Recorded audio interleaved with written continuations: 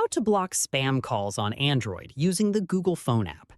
This tutorial shows you how to identify and filter out unwanted callers before they reach you. First, open the Google Phone app on your Android device. From there, make sure you're on the Home tab.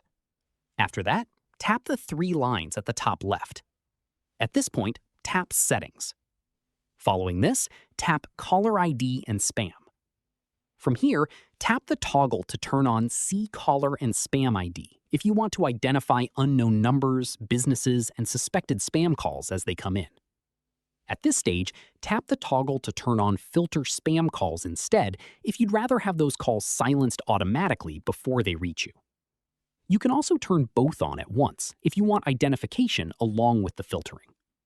That's how you block spam calls on Android using the Google Phone app.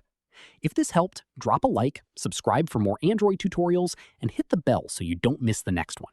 Catch you then.